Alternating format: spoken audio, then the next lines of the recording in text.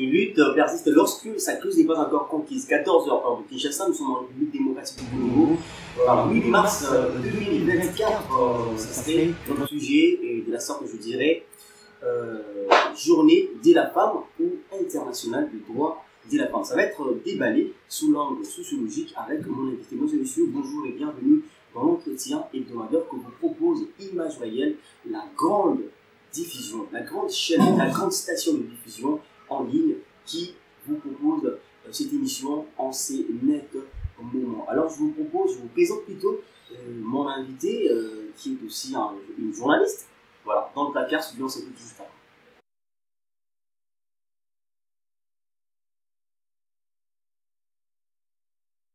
Directeur sur ce bateau, mesdames et messieurs, je vous présente encore une fois de plus mon invité, Ewango Rifosi, à qui je dirais bonjour. Bonjour monsieur Olay. Comment allez-vous? Je vais bien, merci. Je rappelle ici que vous êtes journaliste, présentatrice des émissions, éditorialiste, aussi féministe. Comment ça se passe pour vous? Bon, ça se passe bien, ça se passe à la manière de notre pays. À la manière de notre pays. Ouais. Alors lorsqu'on dit femme forte, pour vous, ça dit quoi? Comment vous définissez une femme forte? D'abord, merci de m'accorder la parole. Merci beaucoup. Personnellement, pour moi, je dis une femme forte, c'est une femme qui est capable de réfléchir premièrement. Okay. Une femme qui est capable de s'imposer dans la société. Okay. Parce que lorsqu'on dit femme forte, je pense que femme forte, c'est lorsque une femme qui est femme célibataire, ayant des enfants, qu'elle est capable de prendre soin de ses enfants, elle est capable de vendre quelque chose plutôt pour subvenir aux biens de ses enfants. Selon elle, elle se dit femme forte, ou bien femme combattante, ou bien peut-être aussi, on peut dire femme indépendante. Oui. Mais selon moi, une femme forte, c'est une femme qui est capable de s'imposer dans une société qui est mixte. Voyez un peu.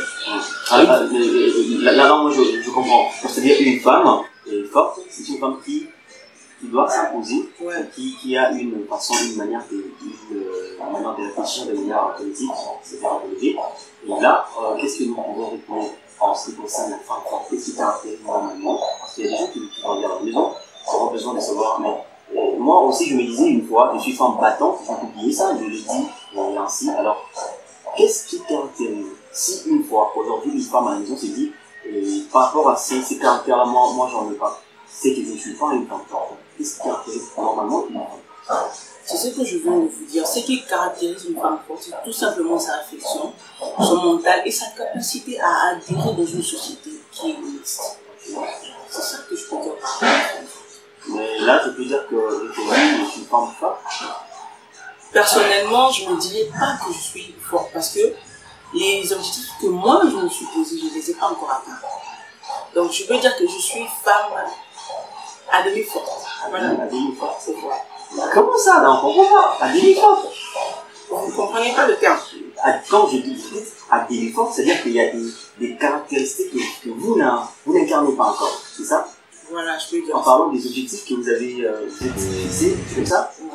À demi forte. Ouais. À demi forte, c'est-à-dire que mentalement, pas mentalement, par rapport à mes objectifs. Mentalement, je suis forte. Mentalement, je sais réfléchir. Okay. Mais par rapport à mes propres objectifs, je ne peux pas dire que non, je suis forte parce que je ne les ai pas encore atteints.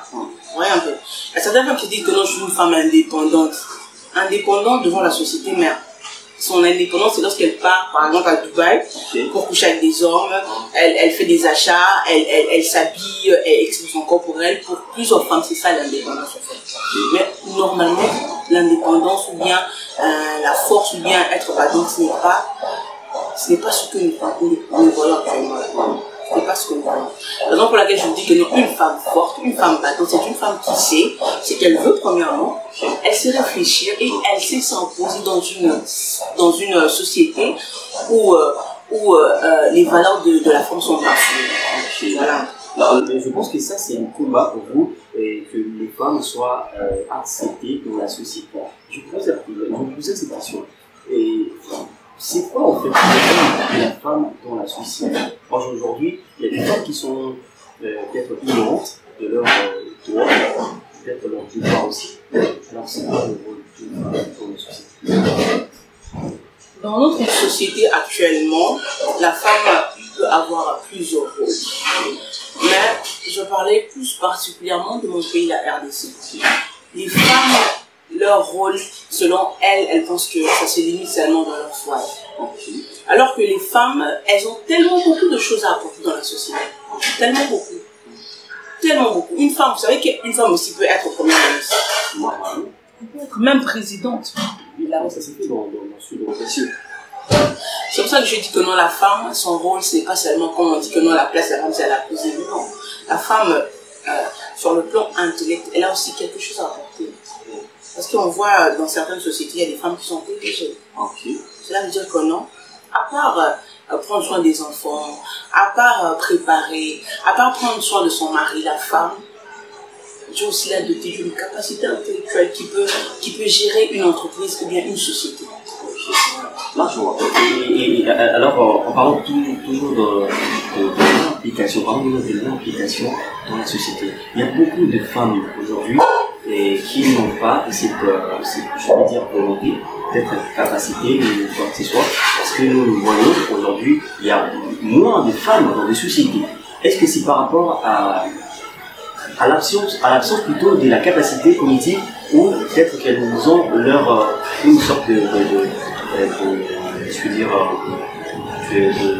complexe d'infériorité pour travailler avec les hommes? Déjà, je dirais que par rapport à votre question, il y a deux problèmes qui se posent. Premièrement, c'est le complexe d'infériorité. Et là, il faut reconnaître que nous, dans notre pays, il n'a jamais eu une femme présidente. Je sais, mais c'est pas impossible. Première ministre. Je sais, mais c'est pas impossible. C'est pas impossible. Oui. Alors, jusqu'ici, est-ce qu'on peut parler de discrimination? Quelque part. Est-ce que les femmes sont discriminées? Quelque part, je veux dire oui. Comment? Expliquez-moi. Comment les femmes sont discriminées? Premièrement, vous venez de dire une chose là, vous m'avez dit, est-ce que le problème c'est la société ou bien le contexte? Moi je me dis probablement le problème c'est les femmes elles-mêmes, le complexe d'infériorité et ce que la société propose à ces femmes. Vous voyez un peu. Parce que déjà quand je suis complexée, ça sera difficile que je puisse m'adapter dans une société ou bien dans un milieu où je vois que non, ces gens sont plus que moi, intellectuellement et dans beaucoup de plans. Ça sera carrément difficile que je puisse m'adapter dans cette situation. Et déjà, cette société me fait savoir déjà que je ne suis rien. Je suis incapable de faire quelque chose qui peut apporter un changement dans ma vie. Ça, c'est difficile. Ça sera carrément difficile qu'une femme se dise que non, je peux faire ça, je peux faire ça, je peux faire ça. Ça sera vraiment difficile. Parlons maintenant de la discrimination. Comment les femmes sont discriminées? Les femmes sont discriminées dans beaucoup de points. Vous savez, la fondatrice de cette journée, cette journée-là, il faut dire que journée de la... Laurie n'a pas... Non, cette journée internationale des droits de la femme. Pas des femmes. Ouais, pas la journée des femmes, mais des droits. Parce que ce qui m'étonne, comment on peut oublier le droit? Parce que nous avons des droits à revendiquer. Et lorsque nous parlons de discrimination, déjà, ce sont des choses qui sont courantes. Les femmes sont violées. Les femmes sont battues dans leur foyer. Et actuellement, je peux dire dans quelques parties de la RDC, jusque là, il y a des jeunes filles qui n'étudient pas. C'est déjà une discrimination. Elles n'étudient pas. Pourquoi? Parce qu'elles sont des femmes. Ça n'a rien à voir. Parce qu'on s'est dit que la femme, peut-être de son niveau, doit se limiter dans la cuisine, dans le foyer, garder les enfants et tout. Parce que c'est l'homme qui doit aller travailler, la femme ne doit pas travailler, ce qui ne se fait jamais sous l'oppression. C'est ce que je veux dire, ce sont des choses qui ne devraient pas se faire, des choses inconcevables. Parce que pour étudier, travailler dans un milieu professionnel, ça ne dépend pas. On ne peut pas parler de sexe dans le milieu professionnel. Parce que Dieu a doté à chacun une intelligence. Moi, par exemple, je peux dire que non, je suis plus intelligent. Par exemple, je peux dire que non, je suis plus intelligent que ce monsieur.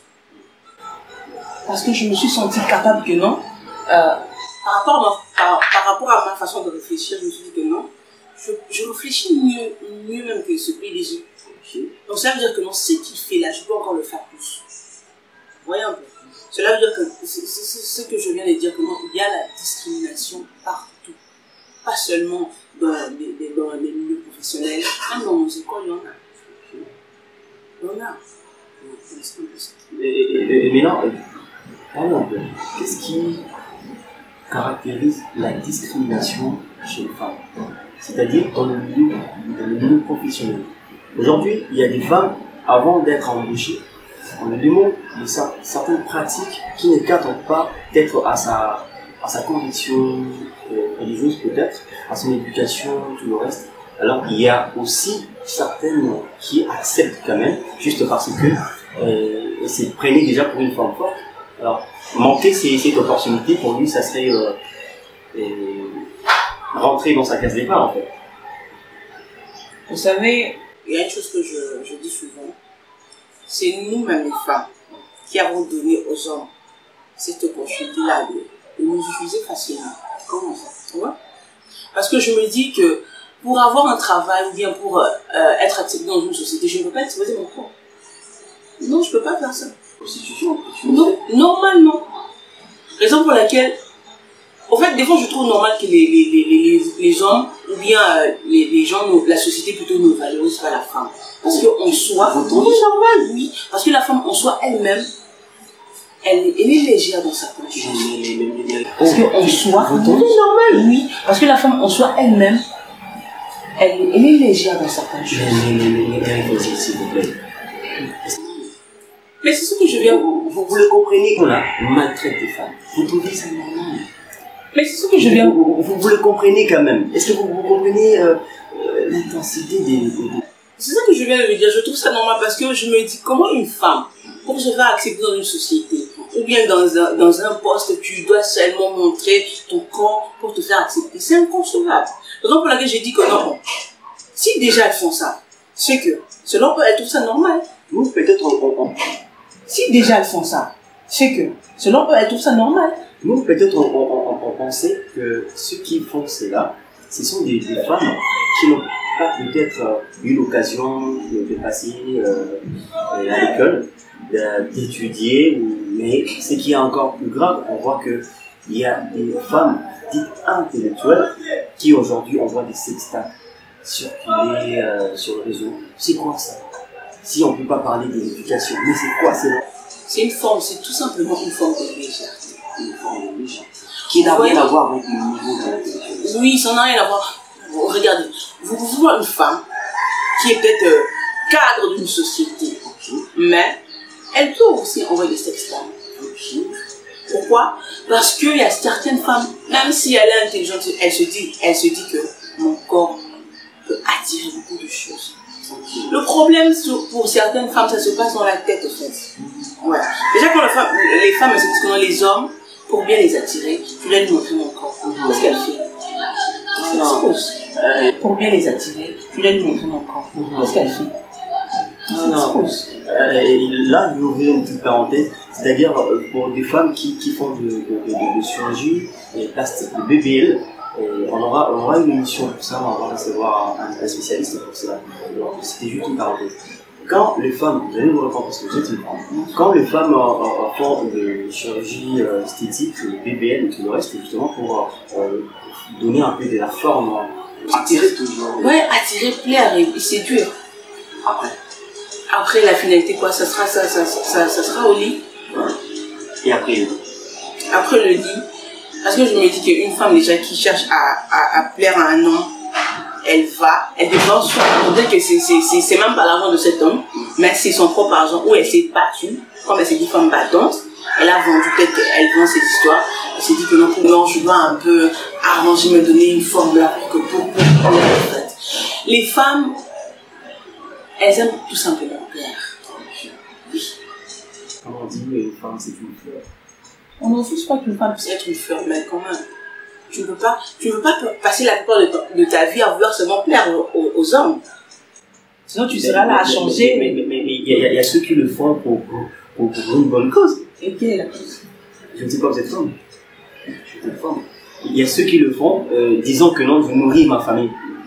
En ça, je nourris ma famille avec ça, et je nourris mes enfants dans ça et tout, voilà. Pour eux, c'est une raison. Comment vous nous trouvez? Mais c'est une bassesse, parce que dire que non, je nourris ma famille en vendant mon corps. Mais non, lorsque tu fais ça, tu ne penses pas aux maladies sexuellement transmissibles. Tu ne penses pas à ça. Ils vont se protéger. Tu vas te... Tu vas te protéger.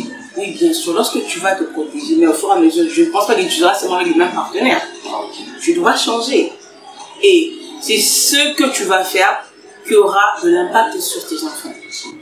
Mais il y a des inconvénients sur le plan mental, parce que tu vas rester avec un concept qui ne cadre pas avec, qui va plutôt se conformer à la dépravation de l'os. Et après, il y aura aussi des inconvénients corporels et aussi spirituels. Vous êtes chrétienne, je ne vais pas rentrer dans ça, puisque là, vous aurez beaucoup plus d'arguments. Cette plateau, ça va se transformer en un lieu de prédication. C'est pas mal du tout. Alors, madame, le 8 mars, journée de la femme ou journée internationale des droits de la femme? Une réponse. Le 8 mars, ce n'est pas la journée de la femme. Donc, moi, je dirais que, par rapport à la réponse de Madame Refosi, que là, le 8 mars, chaque 8 mars de chaque année, et par rapport à la réponse de Madame Refosi, chaque 8 mars de chaque année, le 8 mars de chaque année n'est pas une journée de la femme. C'est une journée internationale de droit de la femme. Parce que dans la journée internationale de droit de la femme, on voit le droit. Nous devons toucher le droit pour savoir quels sont les droits de la femme. Les femmes revendiquent et continuent toujours à revendiquer. Alors si c'est un droit, c'est-à-dire c'est une lutte. Alors si c'est une lutte, est-ce que cette lutte a été conquise? Je suis avec Madame Refosi qui va répondre à certaines questions qui sera posées. Madame Refosi, d'autant plus que c'est pas une journée de la femme. Lorsqu'on dit journée de la femme, la plupart des femmes en République démocratique du Congo pensent que c'est une fête. On doit célébrer, on doit festoyer tout le reste. Vous voyez? Maintenant, lorsqu'on dit c'est une journée, alors vous dites que c'est une journée internationale du droit de la femme. C'est quoi l'idée maîtresse dans ça? Comment ça a été créé? Par qui? En quelle année? C'était pour quel objectif? Parlez-moi. En fait, la journée internationale des droits de la femme vient de quelque part. Cette journée a commencé par la fondatrice qui est Zahra Zedekine. Clara Zedekine, oui. C'était en août 1910. C'est une Allemande. Dans son pays, elle avait remarqué que les femmes n'avaient pas le droit de voter. Et leurs conditions de travail étaient très misérables. Vous voyez? Et elle s'est dit que comment les hommes ont le droit de voter et leur façon de travail était de bonnes conditions, alors que nous, c'est le contraire. Elle se levait un jour pour revendiquer le droit de voter et le droit d'une meilleure condition de travail. C'est là que tout a commencé. Vous voyez un peu. Et je précise que lorsqu'elle a commencé cette revendication, on ne précisait pas de vêtements dedans. Tout se passait dans le mental. Ouais. Tout se passait dans le mental. Elle voulait aussi que non, l'opportunité ou bien les droits que les hommes ont, pourquoi les femmes ne peuvent pas avoir ce droit-là? Elles ont commencé par faire des grèves, par faire des manifestations, par faire des marches pour revendiquer ces droits-là. Nous aussi, on veut ça, on veut ça, on veut ça. Voilà. Et je l'ai dit, quand mon manager m'avait dit que non, on va recevoir une journaliste qui est aussi féministe, on va parler à l'occasion de cette journée des droits de la femme, bien précisé. Je me disais que je vais la voir en panne. Pourquoi vous n'êtes pas habillée en panne? Ouais, même avant de sortir de la maison, on m'a même posé cette question, pourquoi tu n'as pas porté un panne? Depuis hier même, mon petit frère me disait pourquoi tu ne voudrais pas porter un panne. Comment tu les as répondu? Je leur ai dit que le 8 mars ce n'est pas synonyme de porter un panne. Ça n'a rien à voir avec le port de panne. Ça n'a absolument rien à voir. Nous devons comprendre une chose. Nous les Africains, le panne c'est comme une signature pour nous. Vous comprenez? Et cette journée, c'est une journée internationale. Elle n'est pas nationale. Si c'était national, on allait la définir à notre manière, nous, les Congolais, la RDC. Mais vu que c'est une journée internationale, le port de panne ou bien la définition du vêtement n'a absolument rien à voir avec cette journée. Donc, ce qui revient à dire que dans chaque 8 mars, chacune des femmes devrait s'asseoir et se dire qui je suis, Que dois-je faire? Est-ce que la lutte des Clara Zetkin a été bien conquise ou pas? Qu'est-ce que je dois faire maintenant dans la société? C'est ça? Exactement. Et madame, vous vous êtes dit que non, je ne vais pas porter des pannes. Est-ce que vous avez combattu par beaucoup de femmes qui aiment porter des pannes? Moi, aujourd'hui le matin, je voyais une voisine qui disait à sa fille, allez-y auprès de la couturière, elle va te coudre l'ensemble du tout un peu sexy comme ça, la bizarre. Je me suis dit, bon, ok, donc il y a certaines filles qui, jusqu'aujourd'hui, pensent toujours que non, chaque 8 mars, elles doivent porter des pannes. Et malheureusement, elles communiquent cela à leurs enfants.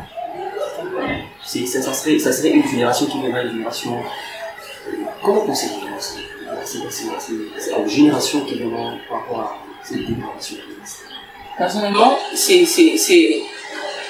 en fait, le port du pagne, porter le pagne, ce n'est pas interdit. Mais c'est une chose qui n'est pas vraiment primordiale pendant la journée du 8 mars. Comme je venais de dire, le 8 mars, ce n'est pas synonyme de porter un pagne. Sinon, si c'était le synonyme de porter un pagne, la fondatrice de cette journée, elle aurait aussi un pagne. Vous n'allez pas me dire que non, je sais que certaines femmes et certains hommes vont me dire que non, nous on est africains, c'est pour cela qu'on a adopté le pagne. Ça n'a rien à voir avec être africain. Nos ancêtres portaient des pagnes? C'est la question qu'on devrait aussi se poser. Est-ce que nos ancêtres ont porté des pagnes? Et ce qui m'étonne, ce qui m'écoeure, vous verrez que nos supérieurs eux-mêmes, ils essaient de fabriquer le pagne du 8 mars. Ça n'a aucun sens. D'autant plus que ça va aller beaucoup plus dans le but d'être de désorienter l'éducation, désorienter l'histoire et tout le reste. À qui la faute? À qui revient la responsabilité? La responsabilité, je ne veux pas mâcher les mots, elle revient au gouvernement et à nos supérieurs. Qu'est-ce que le gouvernement doit faire? Par l'entremise de quel ministère pour faire quoi au juste? En fait, la personne qui est censée gérer ces choses, c'est Madame la ministre Mireille Masson, la ministre du genre, famille et enfants. Voilà. Si aujourd'hui elles ont la facilité de fabriquer des pagnes que les gens peuvent acheter facilement, pourquoi ne pas changer cette façon de voir les choses? Pourquoi pas? Parce que dernièrement j'ai vu dans un post, ils ont dit que non, cette année le port de pagne n'est pas refusé, mais nous serons tous en noir pour soutenir les gens de l'Est. Ça, personnellement, je dirais qu'il faut aussi sortir du contexte. Si vous avez la facilité d'influencer les gens au port d'un argument, pourquoi ne pas dire que cette fois-ci, nous allons faire des ateliers, nous allons faire une marche, nous allons revendiquer nos droits en faisant ceci, cela, en nous opposant à ça. Parce que lorsque vous êtes là à chercher à porter de pagne, dans notre temps, il y a des femmes qui sont tuées, il y a des femmes qui sont violées, il y a des enfants jusque-là qui n'étudient pas. Vous êtes là à prôner le pagne. Essayez même de faire un micro-trottoir, de demander à une jeune femme, c'est quoi le thème de cette année? Elle va rien dire, seulement se mettre là à sauter, les lolliputas. Je dis, bah maman, ça n'a rien à voir avec la journée internationale des droits de la femme. Qu'est-ce que vous pouvez dire à toutes les mamans?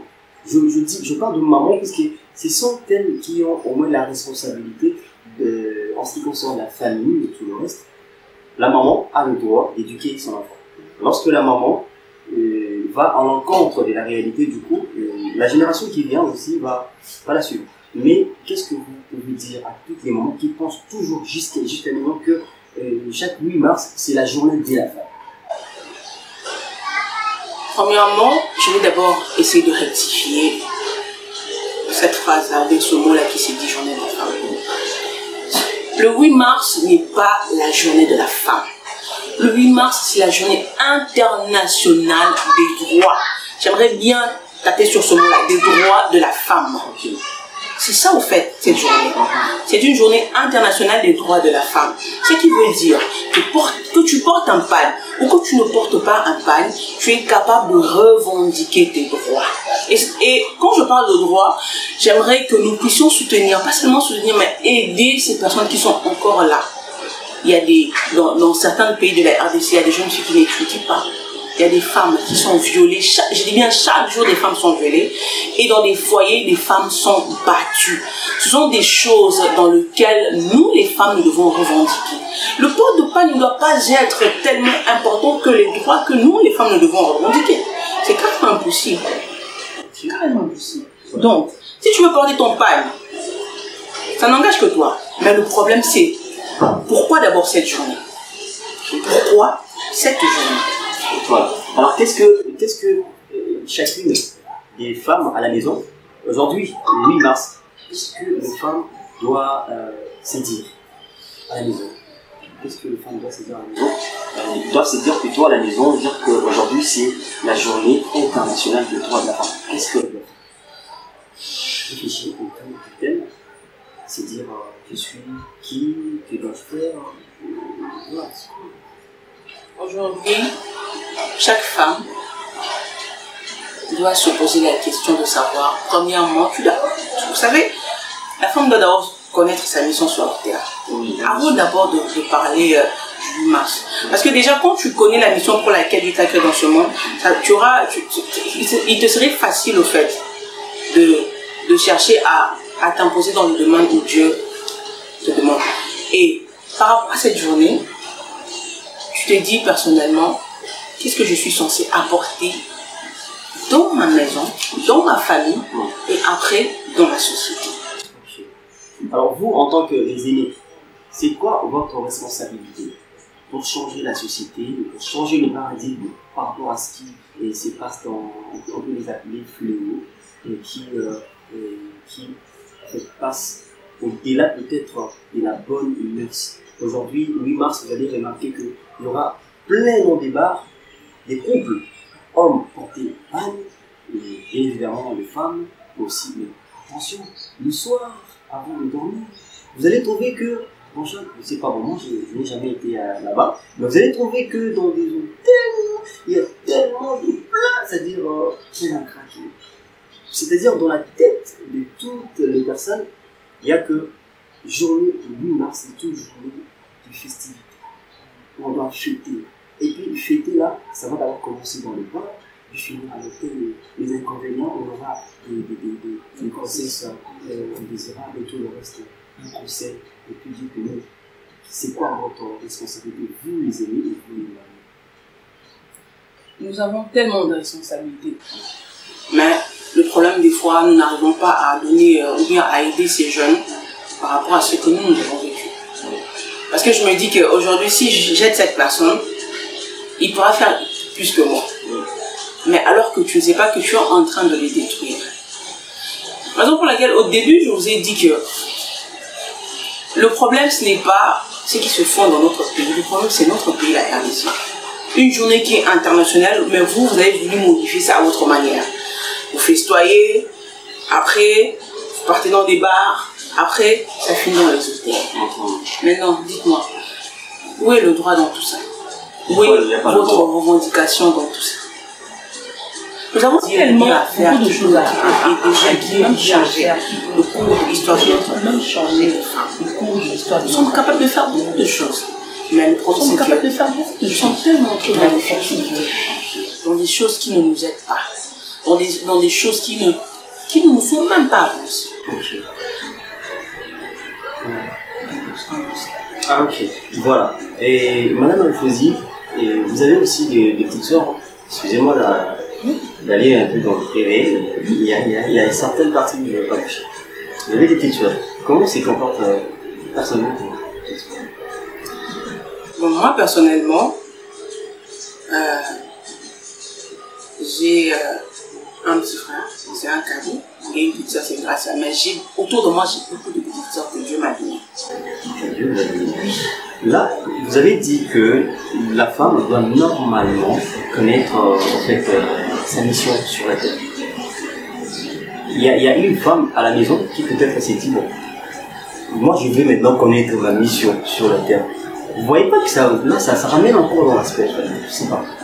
Comment connaître ça? Mais nous devons comprendre que tout commence par le spirituel. Oui.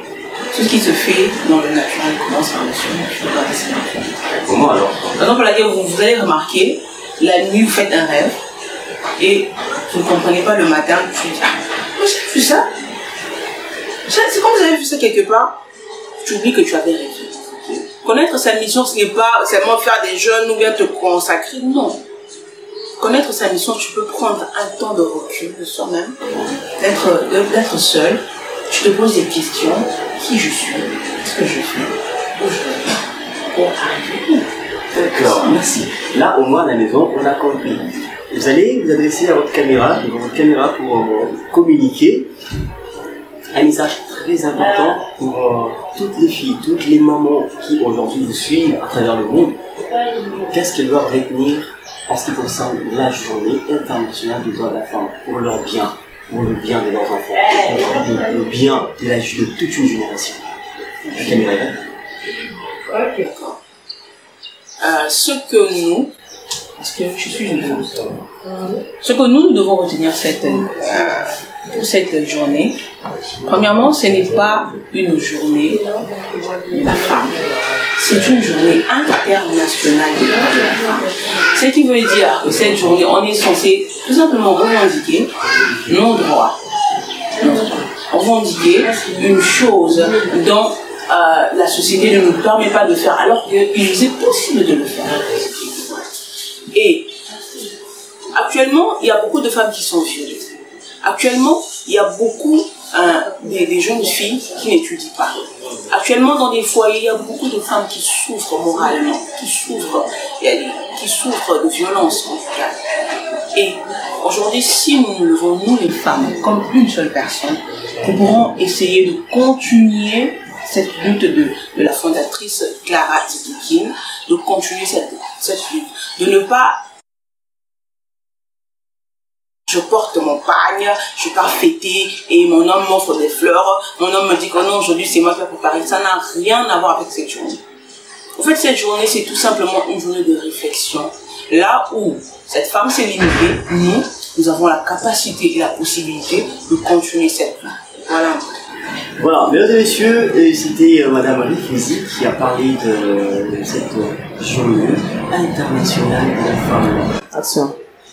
Voilà, Madame Rifouzi venait d'éclaircir un mot très clair en disant que la journée, le 8 mars, en fait, c'est une journée internationale de droits de la femme.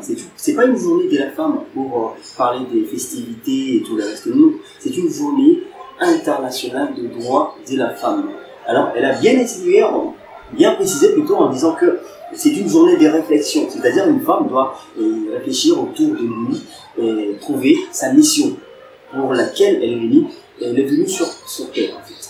Merci Madame Rifouzi d'avoir accepté notre invitation. Un mot de la fin, mais surtout, je sais qu'il y a beaucoup de gens qui vous ont regardé, et on sait nettement parce que nous sommes en direct, alors quelques dédicaces. Salutations à la famille, aux amis, je ne sais pas, rapidement. Merci. Premièrement, je commence d'abord à saluer la première dame, Maman Denise Nakero. On appelle Maman Denise Nakero. Oui. Et je salue aussi la ministre du genre, famille et enfants, Madame Mireille Nsong.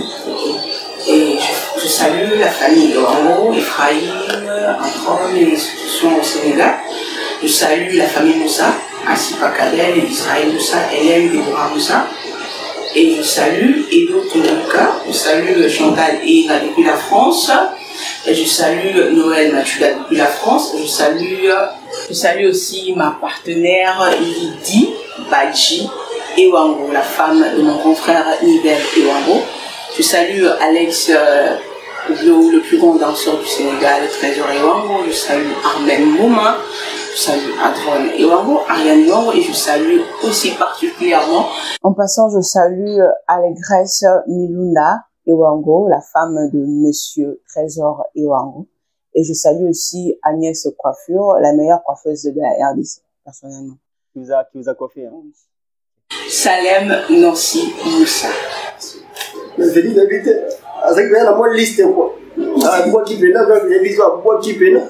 Merci, mesdames et messieurs, merci de nous avoir suivis. Le plaisir a toujours été pour nous de vous donner surtout ce qui vous revient de droit. C'était Image Réelle qui vous a proposé cet entretien hebdomadaire Alors je suis très heureux et je vous donne rendez-vous au prochain numéro de l'émission. Surtout, abonnez-vous massivement et n'oubliez surtout pas d'activer la cloche de notification pour ne rater aucune de nos vidéos. C'était Madame Iwangori Fozi et moi pour live vidéo.